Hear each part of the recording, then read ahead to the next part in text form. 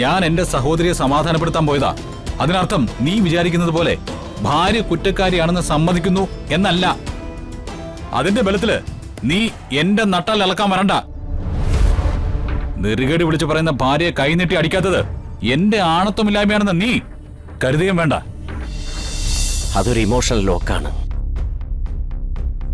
അത് പൊട്ടിക്കാൻ എനിക്ക് കഴിയുന്നു തോന്നില്ല. നിനക്ക് കഴിയും. നിനക്കേത് കഴിയൂ?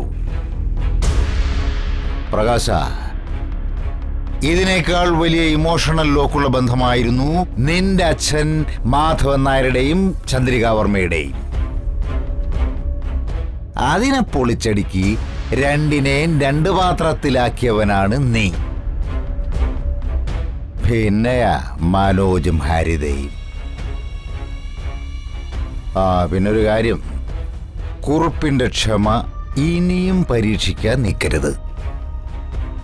അങ്ങനെ ആയാൽ ഇനി നമ്മുടെ മീറ്റിംഗ് ജയിലിനകത്തായിരിക്കും. നിനക്ക് കുറുപ്പിനെ അറിയാലോ?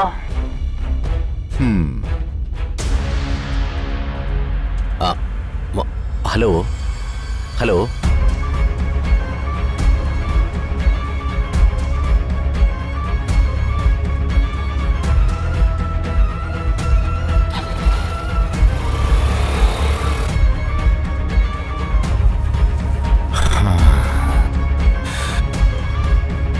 ഇവനെ പൂട്ടേണ്ടിയിരിക്കുന്നു.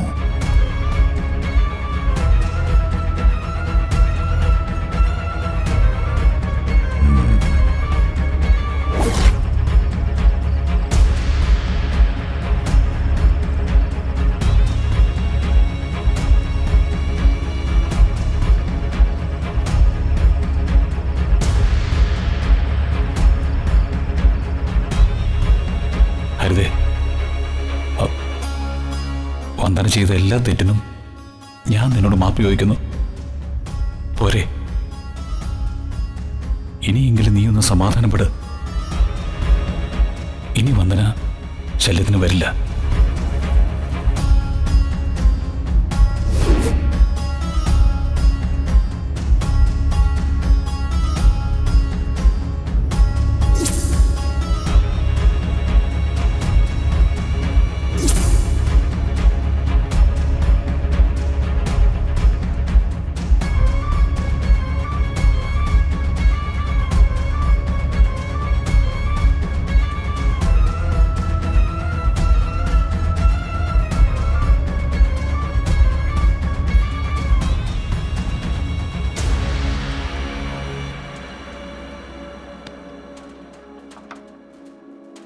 പെങ്ങടെ മുന്നിൽ ചെന്ന് സാഷ്ടാംഗം മാപ്പ് ചോദിച്ചപ്പോ മനസ്സിന്റെ ഭാരമൊക്കെ അങ്ങ് ഇറങ്ങിയോ? മാപ്പ് ചോദിക്കാനൊന്നുമല്ല, കാര്യങ്ങൾ പറഞ്ഞു മനസ്സിലാക്കാനും പറ്റുമെങ്കിൽ പരസ്പരമുള്ള തെറ്റിദ്ധാരണ ഒഴിവാക്കാനും കൂടി വേണ്ടിയിട്ടാ പോയത്. എത്ര വലിയ പദവിയിലും പ്രശസ്തിയിലിരിക്കുന്ന ആളാണെങ്കിലും ഭാര്യ കൊള്ളില്ലെന്ന് പറഞ്ഞ അവൻ കൊള്ളില്ലെന്ന് തന്നെയാ. തിരിച്ച് ഭർത്താവ് മറ്റൊരാളോട് തന്റെ ഭാര്യ കൊള്ളില്ലെന്ന് സമ്മതിച്ചു കൊടുത്താലും അതേ ഗതി തന്നെയാ. അതിന് ഞാൻ എന്റെ ഭാര്യ കൊള്ളില്ലെന്ന് പറയാനല്ല പോയത്. പിന്നെ അവളോട് കാല് പിടിച്ച് മാപ്പ് ചോദിച്ചത് ഭാര്യ ശരിയാണെന്ന് കാണിക്കാൻ വേണ്ടിയാണോ? വന്ദനെ, ഈ മാപ്പ് തെറ്റ് ചെയ്തിട്ട് ഏറ്റു പറഞ്ഞ് ക്ഷമ ചോദിക്കുന്ന പ്രവൃത്തിയാ. തെറ്റ് ചെയ്യാത്തവര് മാപ്പൊന്നും ചോദിക്കാറില്ല. ശരി, ഞാൻ മാപ്പ് ചോദിച്ചു എന്റെ കൂടപ്പിറപ്പിനോട്. അതെന്റെ ഭാര്യ തെറ്റ് ചെയ്തതിനല്ല, അവളുടെ മനസ്സൊന്ന് ശാന്തമാവാനാ. അവളുടെ ഉള്ളിൽ ഒരു കുഞ്ഞു വളരുന്നുണ്ട്. ഇപ്പൊ അവൾക്കുണ്ടാവുന്ന സങ്കടവും ടെൻഷനും ഒക്കെ ആ കുട്ടിയുടെ വളർച്ചയെ ബാധിക്കും. അത് ഒഴിവാക്കാൻ ഉത്തരവാദിത്വമുള്ള ഒരു സഹോദരന്റെ സ്ഥാനത്ത് നിന്ന് ചെയ്യാനുള്ളതൊക്കെ ഞാൻ ചെയ്തു. അതില് എനിക്കൊരു കുറ്റബോധവുമില്ല. ഓ, ഉത്തരവാദിത്തമുള്ളൊരു സഹോദരൻ. അങ്ങനെയാണെങ്കിൽ ജീവിതകാലം മുഴുവൻ ഒരു സഹോദരന്റെ വേഷം കിട്ടിയെങ്കിൽ നടന്നാ പോരായിരുന്നോ? പാവപ്പെട്ടൊരു പെണ്ണിനെ ബോധം കെടുത്തിയിട്ടും അവളുടെ കഴുത്തിൽ അവൾ അറിയാതെ താലിയും കെട്ടി ഒരു നാറിയ പണി ചെയ്യണ്ടായിരുന്നു. ഒന്നരേ ദേ വേണ്ട. ഞാൻ താലി കെട്ടിട്ടുണ്ടെങ്കിൽ അവിടെ പോറ്റുന്നുണ്ട്. ജഗ, ഭാര്യയ്ക്ക് 3 നേരം അന്നത്തിനുള്ള വക മാത്രം പോരാ, ഭർത്താവിനെ നട്ടല് വേണം. ഭാര്യ കുറ്റം ചെയ്തിട്ടില്ലെന്ന് ഉത്തമ ബോധ്യമുണ്ടെങ്കിൽ അവളുടെ ശബ്ദമാവണം ഭർത്താവ്. അതാണ് താലിയുടെ മഹത്വം. ഞാൻ എന്റെ സഹോദരിയെ സമാധാനപ്പെടുത്താൻ പോയതാ. അതിനർത്ഥം നീ വിചാരിക്കുന്നത് പോലെ ഭാര്യ കുറ്റക്കാരിയാണെന്ന് സമ്മതിക്കുന്നു എന്നല്ല. അതിന്റെ ബലത്തില് നീ എന്റെ നട്ടാൽ ഇളക്കാൻ വരണ്ട. നെറുകേട് വിളിച്ചു പറയുന്ന ഭാര്യയെ കൈനീട്ടി അടിക്കാത്തത് എന്റെ ആണത്വമില്ലായ്മയാണെന്ന് നീ കരുതുകയും വേണ്ട. നിന്റെ സൗന്ദര്യം കണ്ട് നീ പറഞ്ഞ പോലെ നിന്റെ പിന്നാലെ നടന്ന താലി കെട്ടിയവനല്ല ഞാൻ. അടക്കവും ഒതുക്കവും പാകതയും മാന്യതയും കണ്ട് കൂടെ കൂടിയവനാ. അതെ, എന്നും അതുപോലെ തന്നെ സംരക്ഷിക്കേണ്ട ചുമതല എനിക്കുണ്ട്. എന്റെ ഭാര്യയായിട്ടിരിക്കുമ്പോ ഈ അനാവശ്യ എടുത്തുചാട്ടം ഞാൻ അനുവദിക്കില്ല. ജഗ, ഞാൻ ആരുടെ അടിമയൊന്നും അല്ല. വന്ദനേ, ഞാൻ പറയുന്നത്. വന്ദനമ്മേ,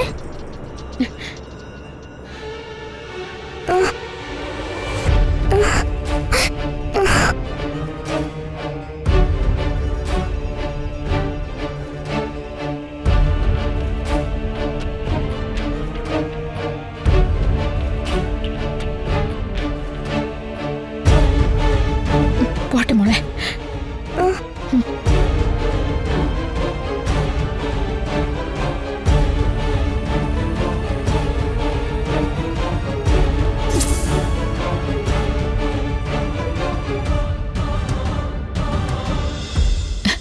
പാവപ്പെട്ടൊരു പെണ്ണിനെ ബോധം കെടുത്തിയിട്ട് അവളുടെ കഴുത്തിൽ അവൾ അറിയാതെ താലിയും കെട്ടി ഒരു നാറി പണി ചെയ്യണ്ടായിരുന്നു.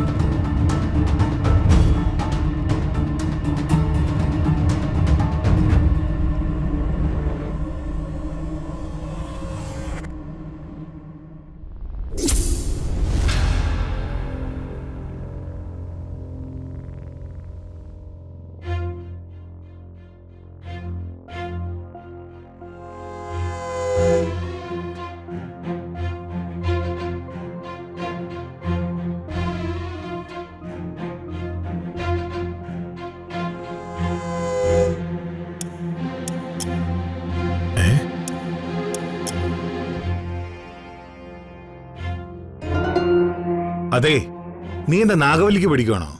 ഇവിടെ നിന്നാ ഞാൻ ചിലപ്പോ നാഗവല്ലിയായി പോവും. അതിനിപ്പോ ഇവിടെ പ്രശ്നമൊന്നും ഇല്ലല്ലോ. നീ ഒന്ന് സമാധാനായിട്ടിരിക്കെ. നമുക്ക് എവിടെയെങ്കിലും വീട് നോക്കി വെച്ചിട്ട് മാറാം. മനോജെ, ഇവിടെ നിൽക്കുന്ന ഓരോ നിമിഷവും എനിക്ക് ടെൻഷനാ. ഇപ്പൊ എന്താ നിന്റെ ടെൻഷൻ? നിന്റെ വന്ദനേച്ചിയുടെ ഇപ്പോഴത്തെ കൂട്ടുകെട്ടെ ആ രാഖിയായിട്ടാ. രാഖിയോ? അതെ, ദിയയുടെ അച്ഛന്റെ പെങ്ങള് രാഖി. അല്ല, അതിന് നിനക്കെന്താ? വന്ദനേച്ചി ആരോടെങ്കിലും കൂട്ടുകൂടട്ടെ. നമ്മുടെ ആദ്യത്തെ കുഞ്ഞിനെ മരുന്നില് വിഷം ചേർത്ത് തന്ന് കൊന്നതേ നിന്റെ വന്ദനേച്ചിയാ.